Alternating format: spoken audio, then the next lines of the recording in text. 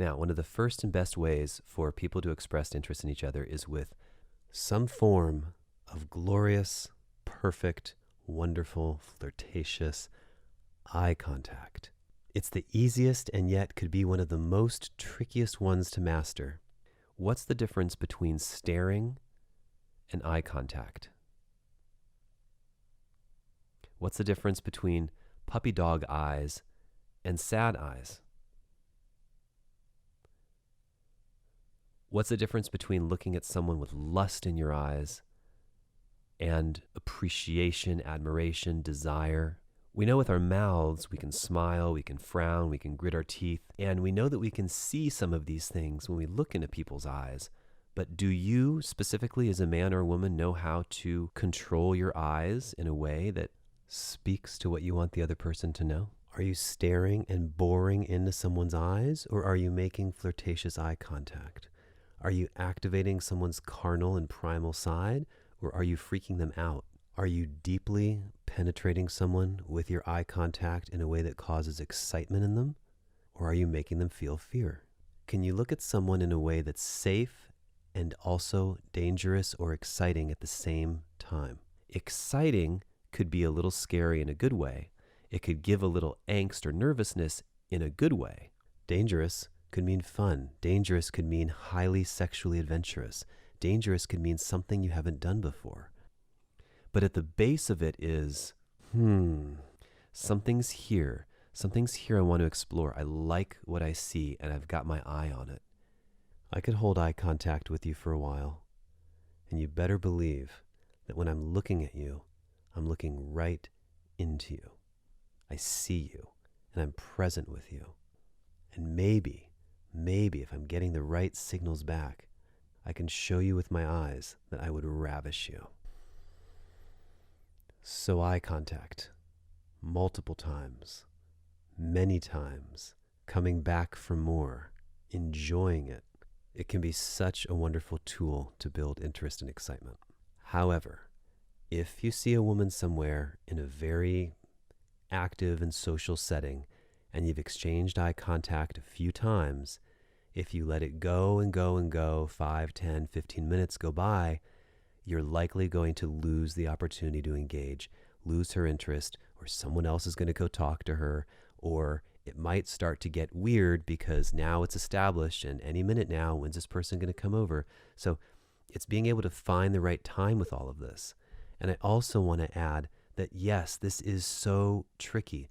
To me, for men, it's really, really sad. You cannot know if a woman is going to find your eye contact welcoming and inviting and she's going to be thrilled to have it, or if you're totally going to gross her out for whatever reason, which may even have nothing to do with you. Because you have to know that in most situations, she sure as hell is not going to walk over to you and compliment you and say, "Hey, I just noticed you was checking me out from across the way, so I thought I'd make this easy for you." Yes, I know there are occasionally some listeners who are like, "I approach guys all the time," and it's just a rare occurrence. There's just sort of a way that life seems to work. I didn't choose it. I didn't write it. I didn't say this is how it should be. But what that is men pursuing women because women are showing signs of interest, and then men are moving forward to take action. So eye contact, how can you get good at it? Well, you know I'm a fan of workshopping things. If you've got a female friend, any female friend, or even a guy, you can ask them to mess around with you and say, "Look, I want to try and give you some looks or some eye contact or some feelings with my body language and see if it activates something in you, if you can feel something from me." Practice, just like anything else, makes perfect.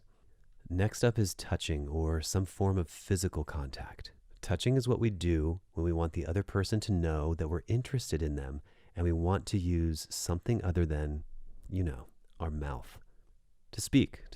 Disclaimer, we live in a world where if you don't have permission to touch someone, this is an unwanted, unwelcome, uninvited gesture. You've heard me speak at length, even in this podcast, about how when attention comes from someone who a woman finds attractive, suddenly it's amazing and welcome and flirtatious and hot and sexy.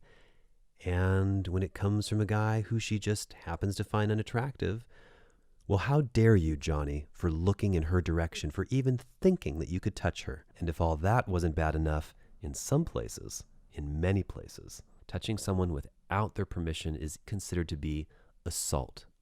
Assault. What man in his right mind is going to touch another human being if the risk is so high that he could get into severe trouble for even putting his hand on your shoulder? Think about that for a moment.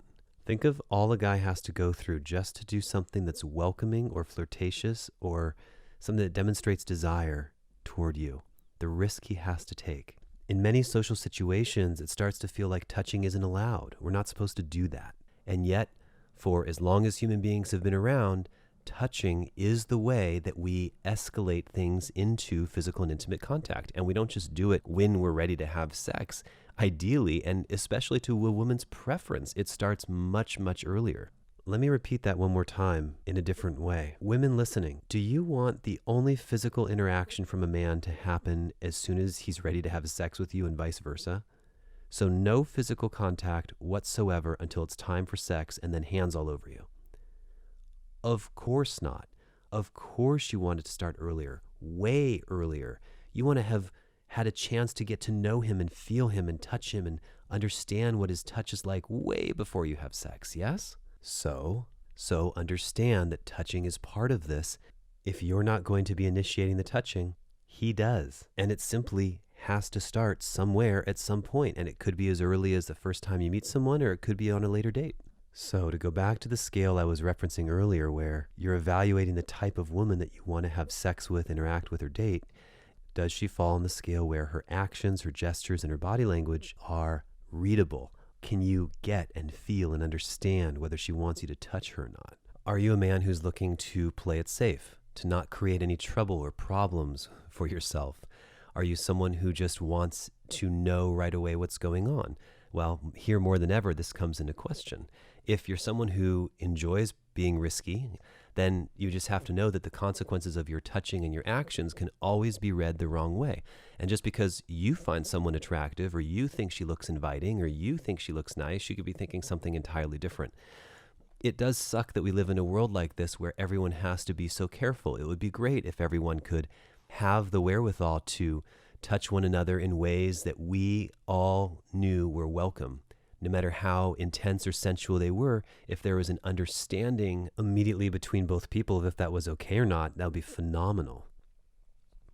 I'm in an acrobatic community where most people are extremely touchy-feely. People love giving long hugs and nice little massages to each other. Everyone's super friendly and super open and super inviting. From this community and also abroad, it is possible to meet someone for the very first time, man, woman, or other, and have them give you such a welcoming, sensual embrace, or long gazing eye contact, or even a kiss on the mouth. Now, careful listening to this. I'm not suggesting that if you come try acrobatics, you're going to be made out with and groped and no. But depending on the chemistry you have with people, some people are just very open and they're willing to share themselves with you if you're willing to receive it. But it can be very misleading because that doesn't mean that everybody in the group is that way and that everybody wants that type of attention. Imagine being in a group of 50 people where each of your friends and acquaintances all love to be hugged, touch, receive eye contact, have some sort of interaction that goes beyond just talking. So you're moving from person to person, relating to people differently. Some you're using body language, some you're touching on their shoulder or their leg, or you're giving a massage to, or you're expressing yourself in a very animated way that has physical contact. And then you come across someone who actually wants no physical contact from anyone. And then this person says, whoa, what is this? What are you doing? What are you doing? Don't touch me. It could be very tricky. Now, I don't want to paint an image of doom and gloom because, as we well know, if you're out in the world, whether single or not, or married or not, chances are that you are either touching people on a regular basis or people are touching you in some way. Check this out. My previous roommate had zero physical contact with me aside from the first handshake that we engaged in the day I met him and once we sealed the deal and signed the contract. Then I've had other roommates who were always in the habit of multiple full body hugs on a daily basis. Maybe you're a girl and you see your girlfriends for the first time, or you're having brunch, so you give each other hugs and kisses.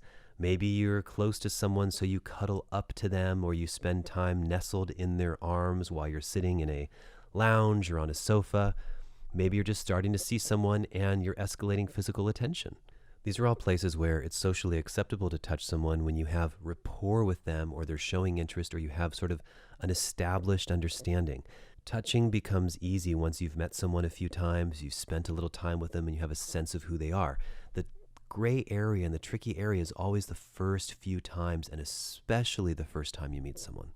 It is wonderful, therefore, if a woman can show her interest either through her words and very obvious suggestions to invite a man into her space, or by touching a man first. It should go to follow that if a girl has put her hand on your leg or your knee or your thigh or your stomach or your chest or your face or your head, anywhere on your body with a smile on her face or a lustful look in her eye, or she's just laughing and then touches you, that you should then feel safe to do the same thing back. It's a really touchy subject because sometimes for those who don't really know how to navigate sex, touch, or intimacy, it can be really tricky to make the transition from not being sexual to being intimate and sexual, and touching and leading is a big part of that transition. For me personally, I find it the easiest and the most effective when I am in a state of touching rapport with someone who I'm interacting with. It's established that touching is okay. I want to get there as quickly as possible and as comfortably and safely as possible. And comfort could come instantly. It could come in the moment you see someone for the first time, or it may take time, minutes, hours, days, and weeks. The longer you put it off when both people are interested, the more awkward and almost impossible it becomes to engage in sensual and especially sexual touch when you've never had the opportunity to have your hands all over each other before. But to be in this rapport of touching so that it feels like the next logical step when something else is going to unfold. If you've never done anything more than hug someone goodbye, if you've never done anything more than shake someone's hand, it could seem a little strange and misplaced to suddenly try to kiss someone or touch them in a sexual way. And again, that risk is higher of it being unwanted. It's great when a woman touches you first. I'm saying to women, touch a guy first if you like him. It's a wonderful way to show your interest. I could almost say ubiquitously, men are not going to look at you in a very strange or offended or creepy way because you put your hand on their shoulder. And I understand this is one of those things that could or should go both ways, but it seems to not. I've never come across a man who's been upset because he received some unwanted attention from a woman because she put her hand on his shoulder or his back or his leg or what have you, or laughed with him or gave him an extra long hug. Okay, so what are some ground rules or some criteria for touching? You want to think of the body as having an outside and an inside, a soft shell or a belly, and then an outer, firmer, rougher exterior. The outside is the place that you can feel more comfortable and safe to touch, and more people are going to be receptive and open to experiencing. When you partner dance with someone, it's okay to put your hands in certain places. The shoulder blade, their waist. The woman often puts her hand on your shoulder. Those are good places to start if you feel like you have intimacy and rapport. You can start with something as simple as a handshake. Hold the hand a little bit longer. You can put your other hand gently on top to create some touch. You can emphasize a handshake by touching someone on their shoulder. I keep referencing the shoulder. This would be the outer part of the shoulder of the deltoid or behind on the back. Danger zones include the chest area, the décollage, obviously a woman's breasts and between her legs, the insides of her thighs, and especially the higher you go towards her midsection. Her stomach, even if you know and like the person, it's often an area that people feel self-conscious about, and of course where they feel the most fat.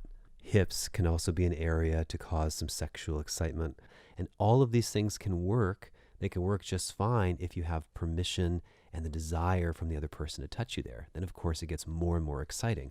I shouldn't say danger zones, I should say more erogenous zones or sexual zones, or areas that are going to demonstrate very clearly where your intentions lie. When a person is standing erect, We don't have a ton of choices. We can't touch their feet or their ankles or their calves and that sort of thing if we're both face to face or just sitting down. In acrobatics, it's a little bit different, of course. So we have these limited places. Even the face and the hair, often people don't want to have touched, especially by a stranger, someone who doesn't know you very well. However, once you've built some flirtatiousness into your conversation, you've held sensual eye contact, you've touched each other a bunch, you've done what our next suggestion is, then you can also escalate this further and further. Once a woman is open to your sexual advances, once she's ready to be touched by you everywhere, then touching all these spots becomes electric. Touching her lips or her mouth, running your fingers through her hair, caressing her neck, touching the insides of her chest or underarms or down her midsection. Number 3, for understanding and knowing when a girl wants you. Hugging. Hugging is an extraordinary way to gauge someone's interest. I speak about this at length in a lot of couples' private intimacy coaching sessions that we do. I always love to look at how each partner hugs the other person. What do they do? I look at their body language as a whole. Are they uptight? Are they distant from one another? How close are they? How well do they fit together? It says everything about what you're not saying and everything about what you can't say. Sometimes people hug a certain way because they are resentful of other areas of the relationship. And so they find themselves distancing with their body language even though they're coming in for a warm embrace.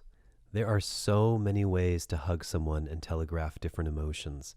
If you've ever been raised in a very conservative family where no one really touched or hugged a lot when you were younger, or if you're one of those people who doesn't like to be touched, chances are you could be someone who loves to ram your shoulder, a very hard part of your body, into the soft, tender, fleshy chest of the person that you're hugging. Or maybe you're one of those huggers who pitches forward from the waist, lurching forward 2.5 feet so that your genitals and your legs are like 2 miles away from the person you're hugging, then being careful to make sure that some part of the bony structure of your chest touches the person where it likely hurts the most. Then you give them the old 1-2, that's 1 full second of a hug, and then release. Or are you one of those people who loves getting in your practice for burping a small child? Do you think of hugs as burping a baby? Do you wrap your arms around someone and just whack them on the back 7 or 8 times, helping them regurgitate their lunch? Are you one of those people who goes in for a hug and makes nasal sounds like ugh, that was disgusting. That wasn't me, for the record. Do you squeeze someone close to you while holding your breath and making such nasal noises under tension, like you might pop, forgetting to breathe and take it easy and remember what a hug is really about? You're in, then you're out. You're in, then you're out. Just enough time to make a nasal noise. And then it's done. That also wasn't me, by the way. Are you a man and you give your fellow male friends bro hugs, which is the equivalent of burping the baby, but much, much harder, and, only slapping them around once or twice? Come here, bro. Bring it in. Bring it in. Are you an earth mama, a tree fairy, a nymph who makes your way from man to man and just melts into each and every man's arms, who will allow you to spread your delicious love juices all over him? Inhaling and exhaling at the same time as his belly is breathing, looking longingly and deeply into his eyes, caressing his face, letting your heart and your full bosom melt into his? Or are you one of those huggers who lifts your shoulders so high up that you can practically kiss each one of them while you're in a tender embrace? And does this shoulder thrusting in the air make you also squint your nose and furrow your brow and tighten your mouth and lock your jaw? What kind of hugger are you? Now, in trying to interpret hugs, nothing is a foolproof plan to guarantee whether you're in or you're out. Number 1, people often express themselves at the level that they are comfortable interacting with the entire world. They could be dealing with something in their own emotional field that has absolutely nothing to do with you. Or they're feeling emotional or not particularly affectionate that day, or they're feeling fragile or vulnerable. A hug can be a very good indicator of interest if the person is not someone who doesn't like affection, doesn't like to be touched, gets anxiety around people, feels super shy or uncomfortable, defines himself as absolutely not touchy-feely, finds repulsion in those who are touchy-feely, then if you get a hug from someone like this, they still could like you, but they don't show it in that way. Now, for everybody else, hugs have their own entire range of emotion. And one of my favorite ways to know when a woman is interested in me, or perhaps interested in everybody, is if she drapes her body onto me. That means it's almost like she washes over me like a breath of fresh air. Her arms are open, her body language is open. I feel her heart press against me, her chest, maybe even her stomach. Maybe she'll breathe with me. She might even push her waist or her hips against me. I've even, I don't know if I should say this, I've even experienced hugs where a woman will center herself right around my, quite literally the edges of her lips are nestled right around me so that everything falls into place and is just a really good fit, if you know what I mean. It can be great. I really appreciate when she'll take a moment to adjust her body so there's a really good fit. This type of interaction, whether someone wants to date you or not, immediately is going to telegraph their comfort level with you. So if you, like me, are in a community where you know a lot of people who enjoy giving hugs like this, and you see them give hugs like this to everybody, at least you know that you, along with many others, will be very, very good friends of hers. In the real world, however, and outside of specific pockets and communities, a hug of that nature obviously demonstrates very clear sexual interest. One of the best ways I know to give someone a hug is to open my arms and be and have as receptive and open body language as I can. I'm not expecting anything. I'm not trying to take something from someone, and I'm not trying to do anything other than feel. I'm not passive, and I'm not limp. I am present. So when I first embrace a woman, I feel immediately. If I feel those tense hugs like I described earlier, I am out. I'm in and out as quickly as I possibly can. I don't want there to be any confusion, and I sure as hell am not looking to be burped. If someone's going to just squeeze me a moment or just tap on me or like lurch forward 25 inches and kind of come in and out, that's not for me. However, there is something that's worth mentioning that I think should be adopted as a universal practice. If you embrace someone who burps you and they rap you on the back like this, consider offering them the same kind gesture in return, but just a little bit firmer. Not painfully, not trying to hurt them, but just with a little more intensity so they feel what they're doing to you. So they go whack, whack, whack, and you go whack, whack, whack. And then you observe what happened and you see if there's any consciousness around what they just did to you. And I think that's wonderful. So when I receive a warm, welcoming, soft, or sensual embrace from someone, it goes miles to help me feel like I'm in, there's a connection, things are okay, this person feels safe with me, they want to explore things a little more with me. It doesn't have to be sexual, but we've definitely established some form of intimacy, and that's great. So if a woman lingers in your arms and holds you, and she even explores you a little bit with her hug, if, pro tip, she looks up into your eyes and holds eye contact with you as she's coming in for a hug, maybe her head nestles into you. Maybe you hear her say, or, Maybe she tells you how good you feel, or how good it feels to be hugged by you. She relaxes her shoulders. She lets go a little bit. You're holding and you see that she's not eager to run away from the hug. You can maybe feel her heart beating or her pulse. You can breathe with her. You can move your hands to different areas of her body that are appropriate, like from upper back to lower, or to her mid-back, or arms. And if there's this soft pliability,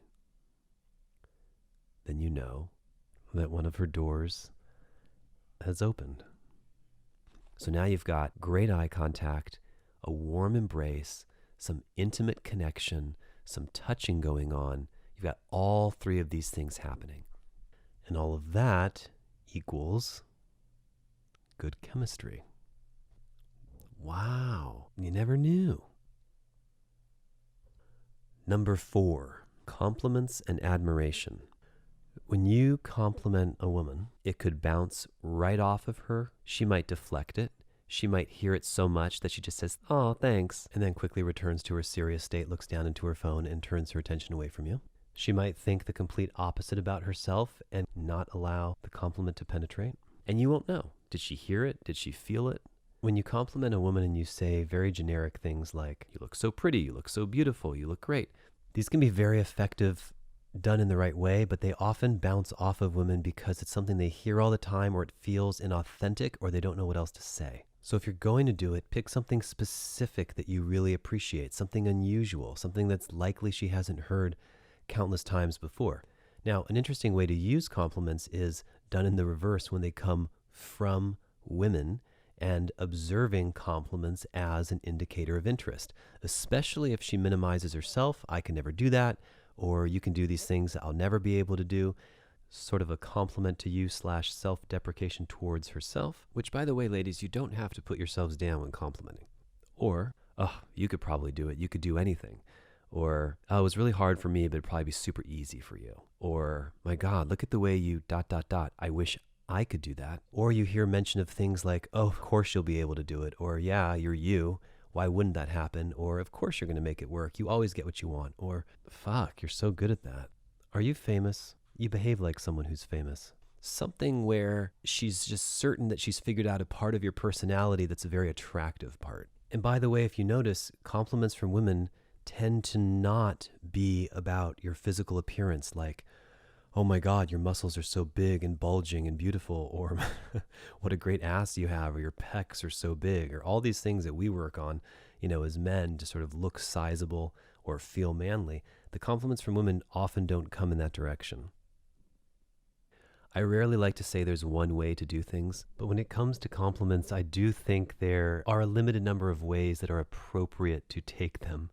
I think compliments are most effective for all parties involved when the person receiving it takes a moment to receive it and to feel it. You could put your hand on your heart. You could look them in the eyes and thank them. You could take a few seconds to feel what they said to you. You could take a breath and you could say thank you. A lot of times women will say to me, "I'm sure you hear it all the time, but..." And then they'll say a compliment and I'll say, "I don't hear it all the time. I don't, because people always either think I hear it all the time, or people are, I don't know, shy to say it, or they think it might go to my head, or they think. And so sometimes the compliment never surfaces." But getting back to ways in which a woman demonstrates that she likes you.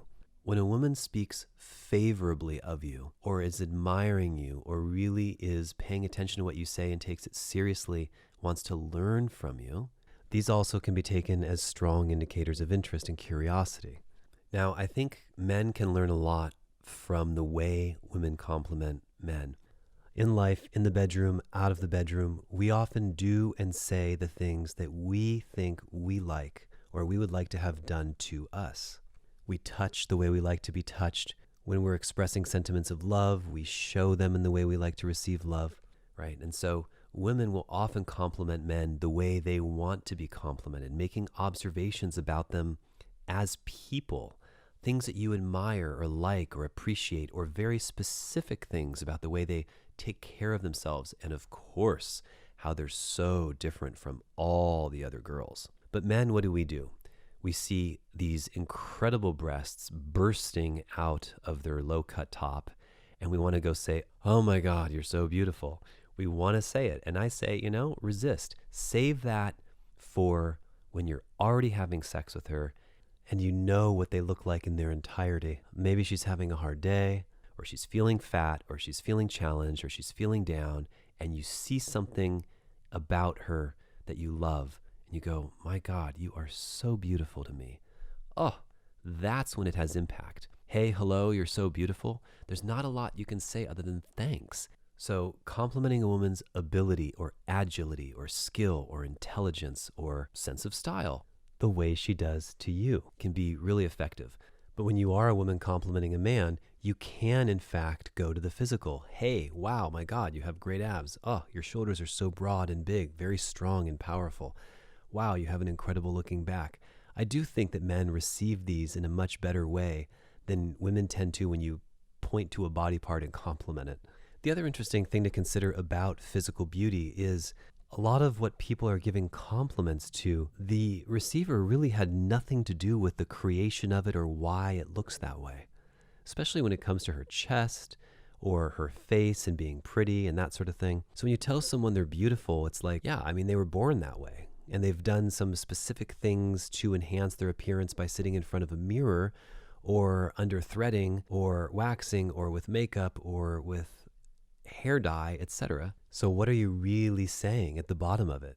Wow, you really took a lot of time to manicure yourself to look this way? Or, hey, your parents have great genes. When it's about who they are, then it touches them as a person. Whereas men, of course, men and women can both work out and make a big impact on the way they look. But very often men can isolate a body part, like make their shoulders look huge or their chest look super big or their back. I guess girls do this with their butts and squats as well, but not exactly the best thing to say to someone you meet them right off the bat. Hey, nice ass.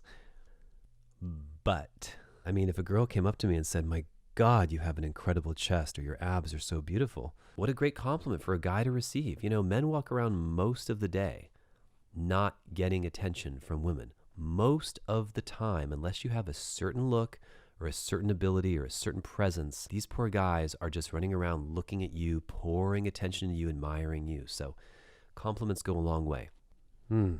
Now, let's ease into number 5.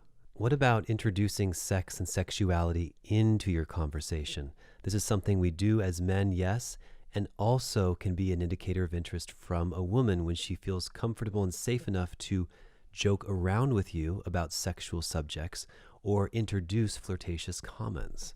Oof, this is a tricky one. What's the difference between someone who's pervy or gross or inappropriate and someone who's hysterical and ballsy and thinks for him or herself, just says what he feels, is really raw, but funny?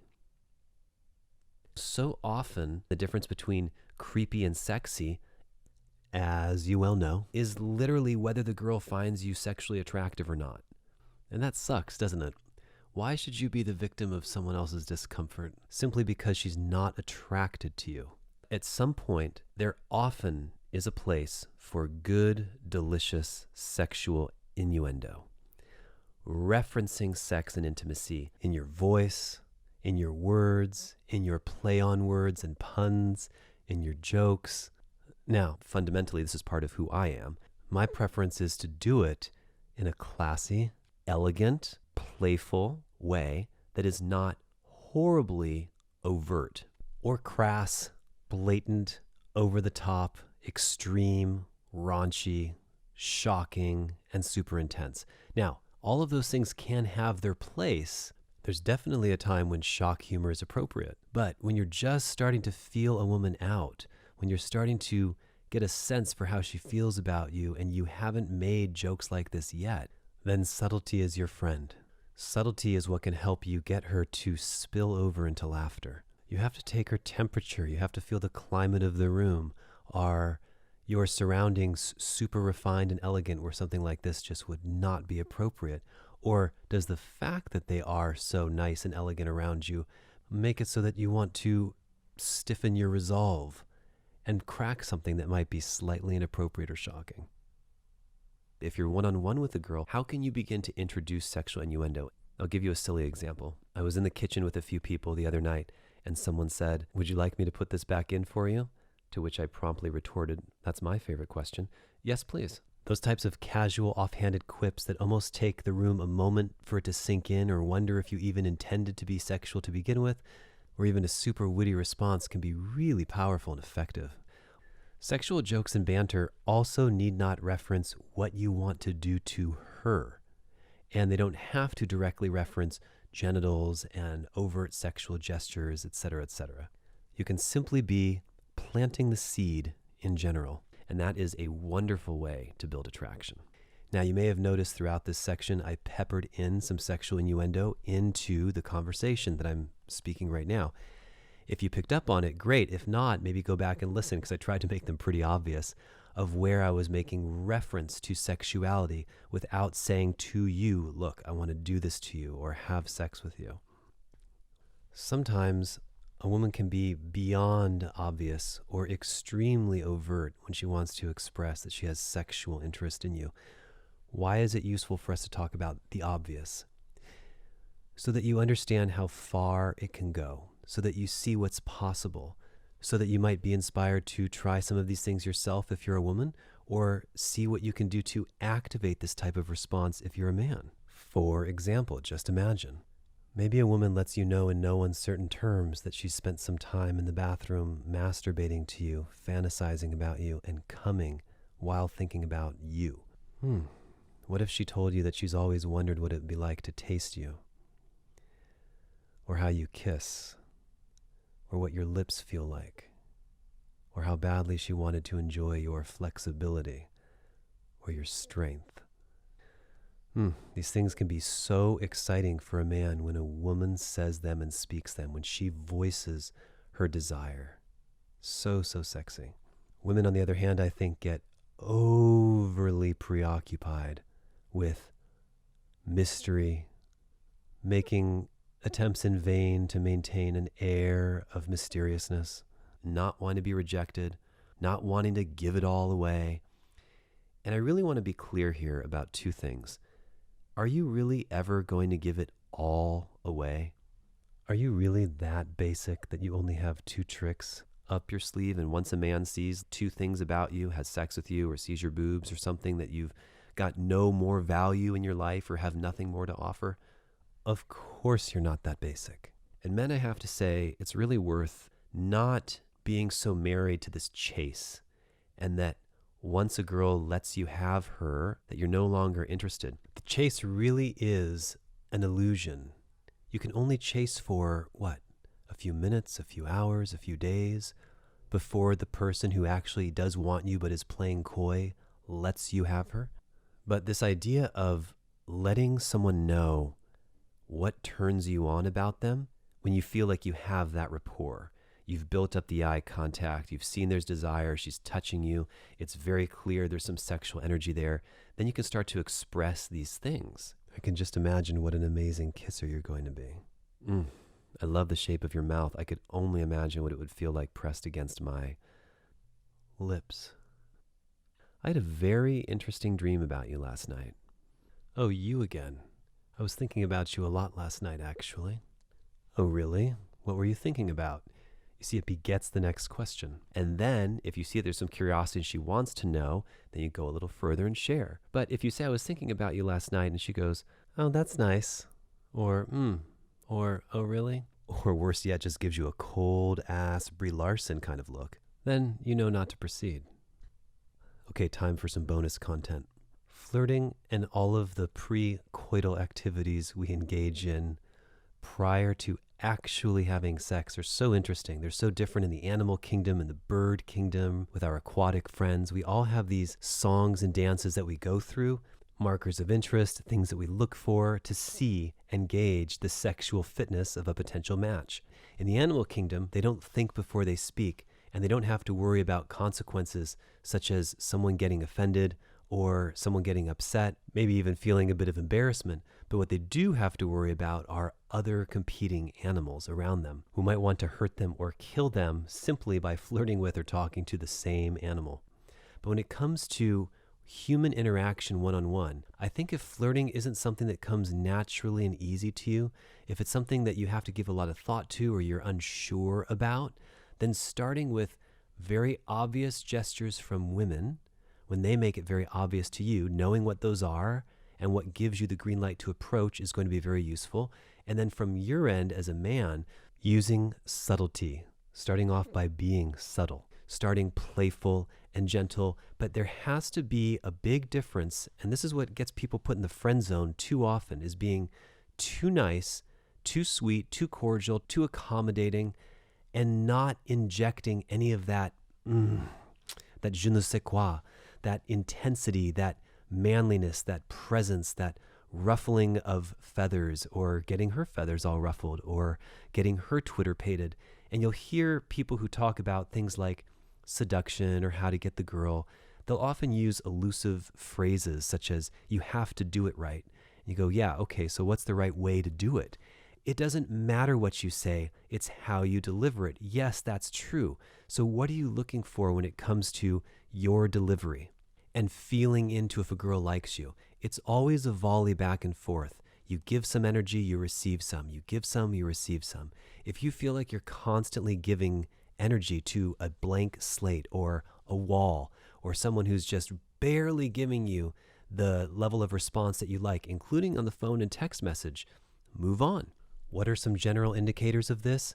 A total lack of eye contact, no smiling at all, no physical contact between the two of you, short, quick, one-word, yeah, no, I don't know answers. Very simple responses. And anyone who's listening to this who says, hey, that's me and I actually like people and I respond that way, you really want to consider, yes, fundamentally changing who you are, because why would you want your default behavior of showing interest in someone to match what most people's default behavior is when they're not interested in someone?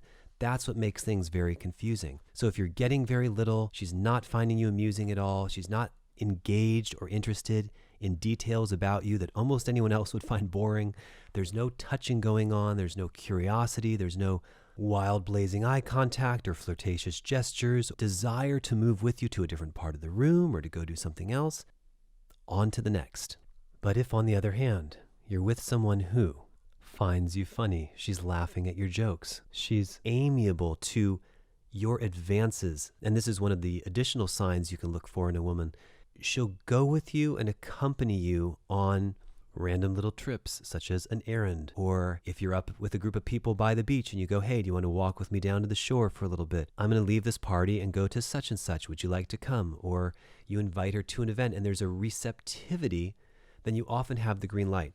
However, and women really need to be aware of this too, when a man asks you out or invites you to come hang out, especially one-on-one or to do things with some of his friends, this is a date unless otherwise specified. This is like, hopefully sex is going to happen at the end of the night kind of thing.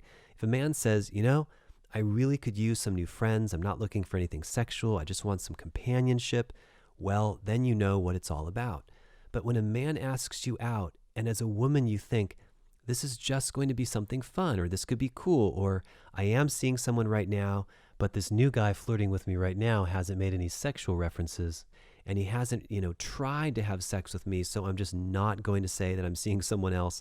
I'm just not going to stop everything right here and now. You're going to wait until something more aggressive happens. You're kind of setting yourself up for problems in the future with getting out of that. Why not let people know early on where you stand and what your interests are?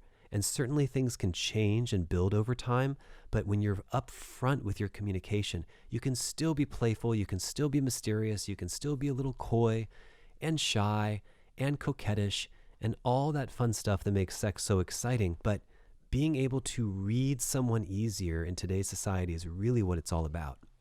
Now, before we slip into the wild side, I also want to acknowledge another level of flirting that can happen. Sometimes it doesn't take words. It doesn't take gestures. It doesn't take action. It literally just takes being close to or in the vicinity of someone who is also sexually attracted to you, and you just look at them. There's something about the way that your eyes lock where you know right away, this can be magical. This can be hot. This can be exciting. I would be remiss to say, once you are sure about this and you're ready to make your move, that before you make physical contact, you do check in at least once to make sure you're on the same page. But the point is there's all kinds of flirting and there's all kinds of sexual interest to be learned. But these are the primary pillars that will get you started. Lastly, I want to make a few comments about women and their wild side, because a lot of this episode has been rather tame in terms of some very obvious signs to look for. It is worth mentioning that there are countless women who want you to get past their shield. They want you to get past their coldness. They want you to get past their shyness and see who's really under there. And then they consider that if you are that man, then you're sort of worthy of somehow having her or having sex with her, having a relationship with her, because you were obstinate enough, strong enough, persistent enough, or aggressive enough to get there. And the rewards can be very great indeed for some of the way that these women look. The feeling and excitement that can come from that can also be very arousing and very alluring and very addictive. But, I want to warn that this comes at a price. And what this creates are men who think that no matter what a woman says, that her answer isn't in fact no, but it's just not yet, because he hasn't convinced you or shown you his true colors, that if you only saw that, well, then you'd change your mind. Or he hasn't demonstrated higher value yet, or he can change her mind because she's just playing hard to get. And so, number one, all women aren't the same in this regard. So you have women who it's like, yeah, I said no, and it freaking means no, and I'm going to press charges if you take it further. And then you have women who say no, but they want you to push it a little further, but they're not sure what they want, but they like the excitement of it. Maybe they just want some attention. Maybe they just want to make out. Maybe they just want you to touch them. Maybe they just want to reject you. And you don't know what and where that line is. I think it's useful to avoid that type of stuff when you've met someone for the very, very first, second, third time. When you really don't have a sense of, are they crazy? Are they totally nice and sweet and shy and they truly just need a little opening up? Are they over the top and domineering and dominant and are waiting for you to make the wrong move so they can sink their talons in? What is this person like? You can still inject a healthy dose of sensuality and sexuality into comments and conversations. You can still be yourself. You can still be playful, but in a way that both people are not going to be left feeling either cringy or super upset or like they really need to reject you. All right, that about sums it up. Certainly there are other ways that women can demonstrate their interest in you, but these are the big ones that demonstrate some true desire. In our next episode, as promised, we're going to get into the female sexual response cycle. And what that is, once you've gone through this, once she's demonstrated her interest and vice versa, and you get to be intimate together, what happens to a woman's mind and body as she continues to get more and more and more turned on? And so I'm really excited to discuss those juicy details.